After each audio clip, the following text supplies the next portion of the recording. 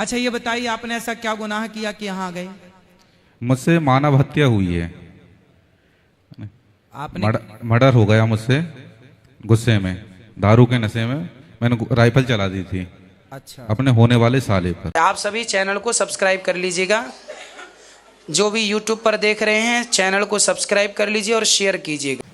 तो राधे राधे दोस्तों, स्वागत है आपका हमारे YouTube channel reaction by Usha में। बात करेंगे हम आज ऐसे पुरुष की जो कि जेल के अंदर है और गुरुजी से अपने दुख की बात कह रहा है। तो दोस्तों आइए देखते हैं आज का वीडियो, बने रहिए इस वीडियो के अंत तक। मैं ये जानना चाहता हूँ कि हम अपने ऊपर संयम कैसे रख सकते हैं। देखना इंद्रियों के न घोड़े बढ़ें, इनमें संयम के हरदम ये कोड़े पड़ें। अपने रथ को सुमार्ग लगाते चलो, मन से गोविंद गोपाल गाते चलो। देखो, कुत्ते के अंदर कोई संयम होता है? नहीं। बोलो।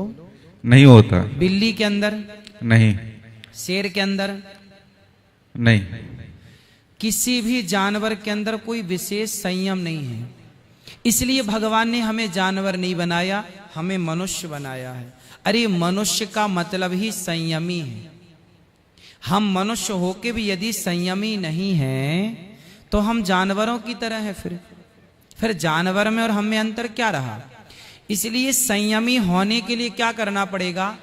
हमें सत्संग करना पड़ेगा। खूब सत्संग करो और एक नियम बनाओ कि हम सिर्फ भला करेंगे। समाज में दो चीजें हैं, एक भला एक बुरा, एक अच्छाई एक बुराई।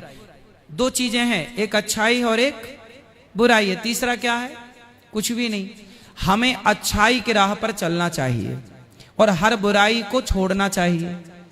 कुत्ता बुराई नहीं छोड़ सकता, बिल्ली बुराई नहीं छोड़ सकती, कोई भी जीव जंतु बुराइयां नहीं छोड़ सकता। वो लड़ना झगड़ना, कुत्ते सवेरे से झगड़ते हैं, शेर बिल्ली कैसे लड़ते हैं, लेकिन हम मनुष्य हैं। हमें ईश्वर ने बुद्धिमान बनाया। जितनी बुद्धि मनुष्य के पास है किसी के पास नहीं। इसलिए सत्संग के बल से, अपने बुद्धि और विवेक के बल से आप अपने आप को संयमी बना सकते। संयमी मतलब कि हमें क्रोध आएगा पर हम पी जाएंगे, हमें बुराइयां आएंगी पर हम उन बुराइयों को समाहित कर लेंगे भीतर, हम प्रकट नहीं करेंगे।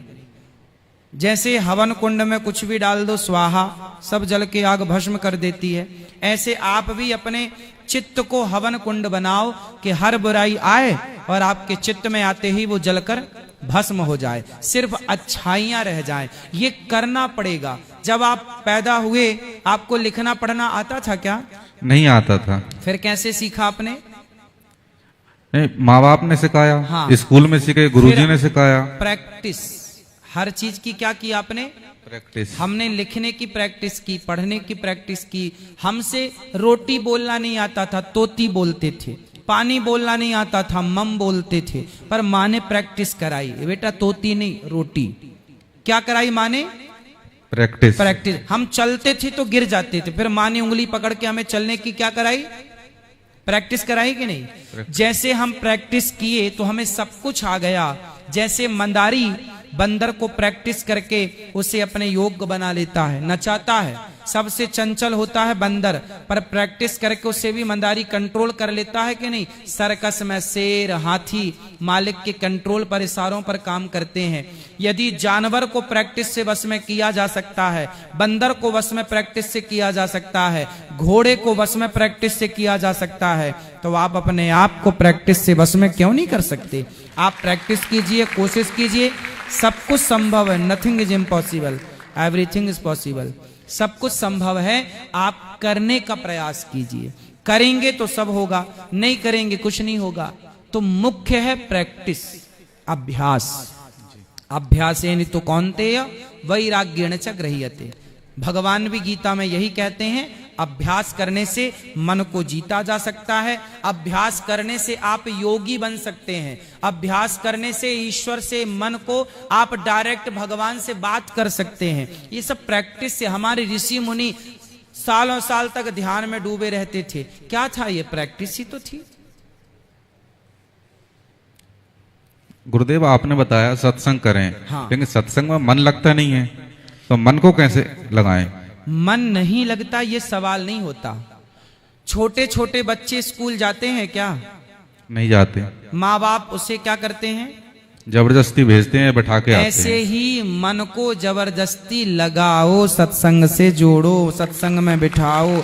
धीरे धीरे फिर क्या होता है, बच्चे नहीं जाते स्कूल, माँ बाप जबरदस्ती भेजते हैं, फिर वो धीरे धीरे बड़े होते हैं तो क्या होता है, धीरे धीरे उनका अभ्यास हो जाता है, वो जाने लगते हैं, पढ़ने लगते हैं। उसी तरह मन पहले चंचल विचलित, नहीं जी सत्संग नहीं करेंगे, कथा नहीं सुनेंगे, उनका मन का तो काम है अलग जगह लगना, पर आप लगाओगे धीरे धीरे, आज नहीं लगेगा, कल नहीं लगाएगा, पर लगाते रहो तो कितने दिन मन की चलेगी।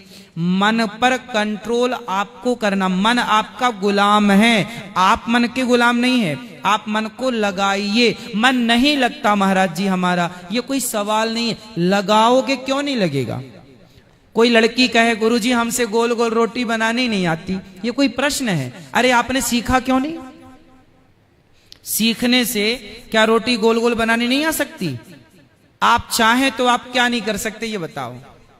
सब कुछ कर सकते हैं। तो फिर जब सब कुछ कर सकते हैं तो मन को कंट्रोल भी तो कर सकते हैं, बस में भी तो कर सकते हैं ना, करने से होगा। मन नहीं लगता, ये भागना है जी, हम तो लगा ही नहीं रहे हैं, लग ही नहीं। कैसे कह सकते हैं कि मन नहीं लगता? कोशिश करिए, कोशिश करने वालों की कभी हार कहां होती है। करिए प्रयास, लगेगा। गुरुदेव हमारे यहाँ पर सुबह 1 घंटे ध्यान होता है, कोशिश हम कर रहे हैं लाइब्रेरी में, लेकिन फिर भी कई बार ऐसा होता है मन नहीं होता है। कोई बात नहीं, आप करते रहिए, धीरे धीरे मन आदी होगा उस चीज का। जैसे आप जेल में कब से हैं? 2.5 साल हो गए। तो जब पहले दिन आप आए थे जेल तो आपको यहाँ बिल्कुल अच्छा नहीं लग रहा था? जी नहीं। बहुत ज्यादा आप उदास थे, परेशान थे, पर रहते रहते धीरे धीरे आप यहाँ के आदी हो गए। अब यहाँ पहले की अपेक्षा कुछ ठीक लगने लगा, पहले की अपेक्षा कुछ ठीक लगने लगा। ठीक, ऐसा सही है या गलत है? ये बात सही है कि पहले की अपेक्षा थोड़ा ठीक लगने लगा? गुरुजी थोड़ा नहीं, मुझे बहुत अच्छा लगता है। अच्छा हाँ। तो ये अब ये हुआ ना, पहले बिल्कुल अच्छा नहीं लगता था, शुरू दिन 2 दिन 4 दिन 5 दिन तक आप उदास थे। आदि मन चीजों का आदि होता है धीरे धीरे, उसी प्रकार आप अपने मन को सत्संग से जोड़िए। अच्छा ये बताइए आपने ऐसा क्या गुनाह किया कि यहाँ आ गए? मुझसे मानव हत्या हुई है, आपने मर्डर हो गया मुझसे, गुस्से में, दारू के नशे में मैंने राइफल चला दी थी। अच्छा, अपने होने वाले साले पर। साली को मार दिया? जी। तो पत्नी कहाँ है? नहीं, पत्नी नहीं थी, सगाई हो गई थी, सगाई के 1 महीने बाद शादी होने वाली थी। तो साले को क्यों मार दिया? क्या गलती थी उसकी? गुस्से में। क्या गलती की उसने? उसकी कोई गलती नहीं थी, वो सिर्फ खड़ा था, झगड़ा हमारा आपस में हुआ था, राइफल उस पे चल गई। ओ बताइए, निर्दोष को मार दिया आपने? जी।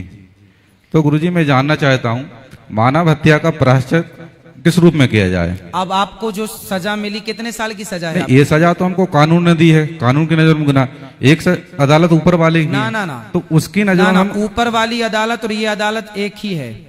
आपने यहाँ उसका कितने साल की सजा है आपकी? 20 साल। अब 20 साल की सजा भोग ली, इसके बाद ईश्वर खत्म हो जाएगा ईश्वर की अदालत में ये केस, क्योंकि आपने भोग ली। ईश्वर की अदालत में जो यहाँ भोग लिया उसका केस ईश्वर की अदालत में नहीं होगा, भोग लिया ना, खत्म। ये जो राज्य दंड है ये भी ईश्वर का दंड विधान है। ये जो सरकारी दंड विधान, इसे भी आप भगवान का ही दंड मानिए, इसे किसी देश का, ये भारत का दंड है या ये आप कानून के कारण, ये ठीक है, कहने में कानून है, कहने में भारतीय दंड है, लेकिन मुख्य रूप से ये ईश्वर का दंड विधान है। अब इसके बाद आप मुक्त हैं, लेकिन गलती, अब आप ये गलती देखो, अपने क्रोध पर काबू करना है ना। इतना क्रोध नहीं कि आप किसी की हत्या कर दें, इतना शराब ना पियो कि देखो आप, जितने लोग मुझे मिले यहाँ कैदी, 99% लोगों ने बताया कि मैं शराब पीकर मैंने ये किया, मैंने वो किया। आपने भी अपने साले को मारा तो शराब पीकर मारा जी। तो अब आपको पश्चाताप तो हो ही रहा है इस बात का? बहुत होता है। अभी शादी भी नहीं हुई आपकी? नहीं, शादी नहीं हुई है। शादी भी नहीं हुई, अब 20 साल बाद आप यहाँ से जाएंगे। जी। चलो, अब प्रायश्चित यही है कि आप जो मिल रहा है, अब भगवान का चिंतन करिए। तो इसीलिए तो मुझे बाहर से अंदर अच्छा लगता है, क्योंकि बाहर मैं कभी मंदिर नहीं गया हूँ, कभी मैंने पूजा पाठ नहीं की। हाँ। लेकिन वो चीजें शायद ईश्वर की मर्जी थी, इसलिए मुझे यहाँ पर लेके आए कि भगवान में मन लगे, उनका चिंतन हो। जी जी, चलिए इसी बहाने, इसलिए कुंती बुआ ने भगवान से विपत्ति मांगी, विपदः संतुनः शश्वत तत्र तत्र जगत गुरु, कि इसी बहाने हमारा मन भगवान में लगेगा। तो आप में से बहुत लोग ऐसे हैं जिनका यहाँ जेल में अधिक मन भगवान में लग रहा है और जेल में ही भगवान की कथा आपको मिल गई। इससे बड़ा और क्या होगा भगवान की कृपा। आप बस ये गलतियां ना दोहराइएगा, गलतियां ना कीजिएगा। आप जो पा रहे हैं दंड, ये ईश्वर का दंड विधान है।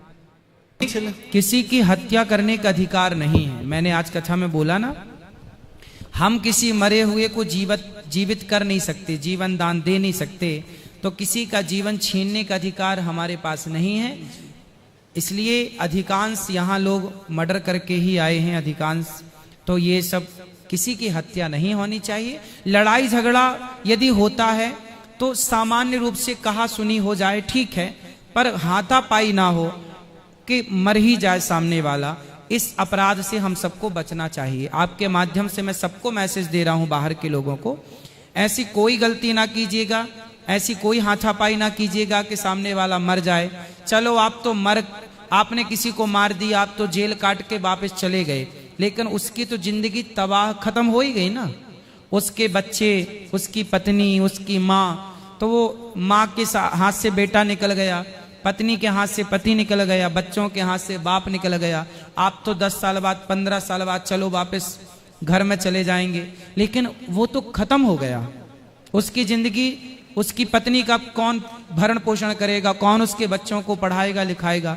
मतलब एक गलती से आपकी भी, देखो आपने किसी को मारा तो आपके भी 20 साल खराब हो गए। मतलब पीक पे जो आपका समय था वो आपका जेल आ गया, आपका पूरा फ्यूचर खत्म है।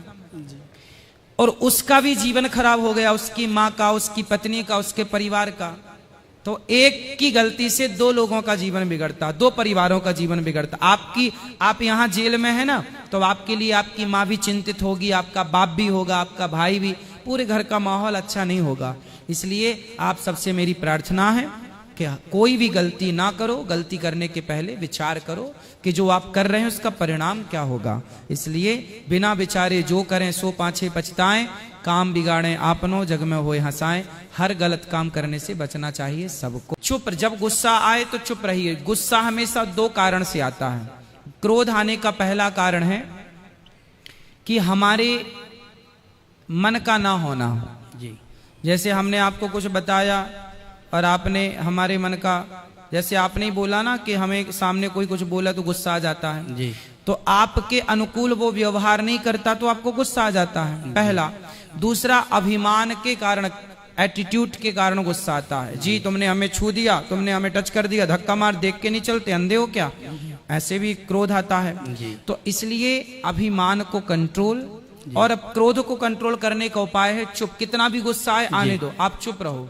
तो देखा दोस्तों कि आज की कहानी में आपने उस पुरुष को देखा कि वो किस तरीके से गुरुजी को अपनी दुख भरी कहानी सुना रहा था। आज की वीडियो में आपको जो भी अच्छा लगा हो आप हमें कमेंट बॉक्स में कमेंट करके ज़रूर बताएं और हमारे चैनल को सब्सक्राइब कर लें, हमारे वीडियो को लाइक कर लें। मिलेंगे ऐसे ही किसी अन्य वीडियो के साथ, तब तक के लिए राधे राधे।